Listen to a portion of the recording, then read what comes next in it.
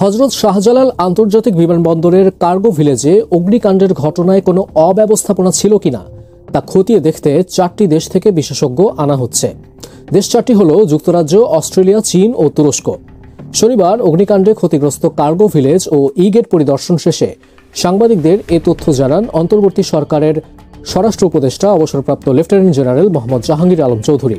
স্বরাষ্ট্র উপদেষ্টা বলেন, আগুন লাগার খবর পাওয়ার 30 সেকেন্ডের মধ্যে বিমানবন্দরের নিজস্ব অগ্নি নির্বাপক দল ঘটনাস্থলে গিয়ে কাজ শুরু করে। তারপরও আগুনের ঘটনায় কোনো অব্যবস্থাপনা ছিল কিনা সেটি খতিয়ে দেখতে 4টি দেশ থেকে বিশেষজ্ঞদের আনা হচ্ছে। স্বরাষ্ট্র উপদেষ্টা সাংবাদিকদের জানান, প্রবাসী শ্রমিকদের পাসপোর্ট ফি কমানোর বিষয়টি নিয়েও আলোচনা হয়েছে। গত 18 অক্টোবর শনিবার বিমানবন্দরের কার্গো ভিলেজ কমপ্লেক্সে ভয়াবহ অগ্নিকাণ্ডের ঘটনা ঘটে। অগ্নিকাণ্ডে তৈরি পোশাক রপ্তানি ও ওষুধের কাঁচামাল আমদানি মারাত্মক ক্ষতিগ্রস্ত হয়েছে বলে জানিয়েছেন ব্যবসায়ীরা। এই অগ্নিকাণ্ডের ভিতরে যদি কোনো অব্যবস্থাপনা থাকে, এই জন্য আমরা 4টা দেশের ইনভাইট করছি তাদের আসার জন্য।